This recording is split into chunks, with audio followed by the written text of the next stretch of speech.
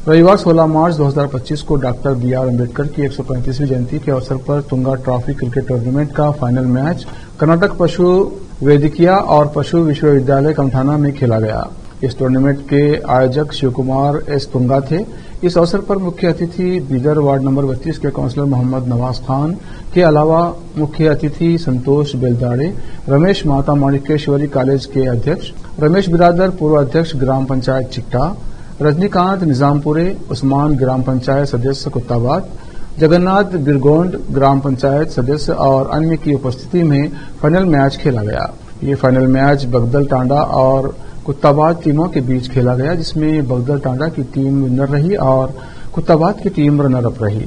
Winner team को trophy के साथ साथ मेडल के अलावा नकद राशि 30,135 रुपये दिए गए और रनर अप टीम को ट्रॉफी मेडल के साथ 20,135 रुपये दिए गए।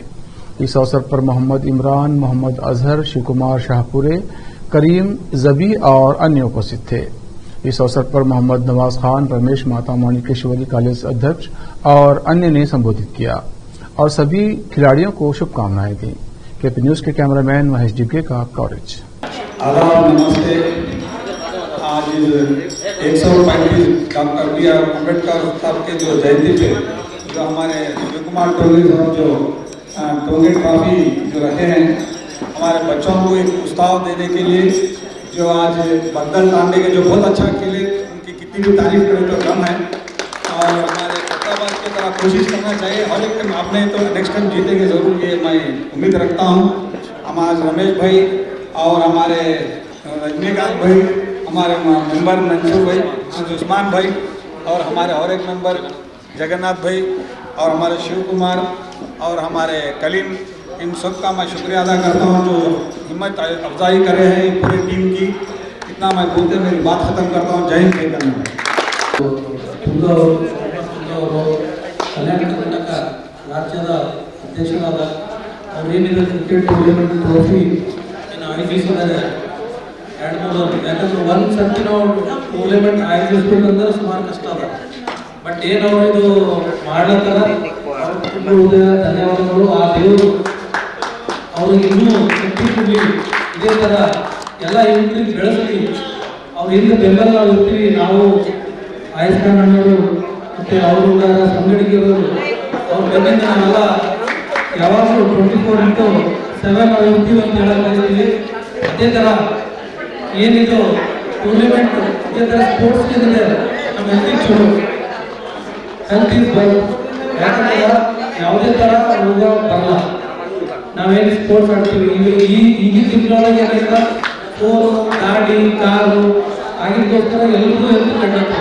ಕಾರಿನ ಎಸಿ ಹಾಕೊಂಡು ಓಡಾಡೋದು, ಮೊದಲು ಹೆಂಗೆ ಹೋಗ್ಬೋದು, ಬಂಡಿ ತಗೊಂಡು ನಡ್ಕೊತ 5 ಕಿಲೋಮೀಟರ್ ಹೋಗ್ಬೋದು. ಸ್ಕೂಲಿಗೆ ಹೋಗ್ಬೇಕಂದ್ರೆ 10 ಕಿಲೋಮೀಟರ್ ಇತ್ತು. ಇವಾಗೆಲ್ಲ ಸವಲತ್ತು ಆಗಿದ್ದ ಕಡೆ ನಾವೆಲ್ಲ ಭಾಳ ಹದಗೆಡ್ಲತ್ತದ. ಅದಕ್ಕೆ ಏನು ನಮ್ಮ ಮುಂದಿನ ಯುವಕರಿಗೆ ನೀವೆಲ್ಲ ಸ್ಪೋರ್ಟ್ಸ್, ಎಲ್ಲ ಥರದ ಸ್ಪೋರ್ಟ್ಸ್ ಆಡಿ ನಮ್ಮ ಬೀದರ್ಲಿಂದ, ನಮ್ಮ ರಾಜ್ಯದಿಂದ ನೀವು ಡೆಲ್ಲಿವರೆಗೂ ಪ್ರಶಸ್ತಿ ಗೆಲ್ಲಬೇಕು. ನಾವು ನಿಮ್ಮಿಂದ ಇದೀವಿ ಅಂತ ಹೇಳಕ್ ಬಯಸ್ತೀನಿ. ಜೈ ಹಿಂದ್, ಜೈ ಕರ್ನಾಟಕ.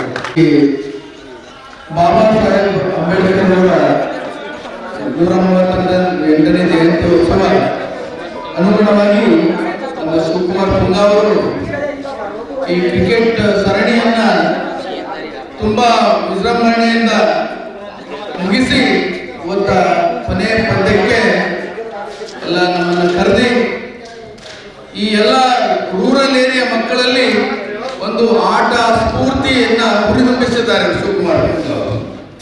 ಈ ನಮ್ಮ ಬೀದರ್ ವಲಯಕ್ಕೆ ಹೀಗೆ ಅವರು ಕ್ರಿಕೆಟ್ ನಲ್ಲಿ ಕೆಲಸ ಮಾಡ್ತಾ ನಮ್ಮ ಬೀದರ್ ವಲಯದ ಹುಡುಗರು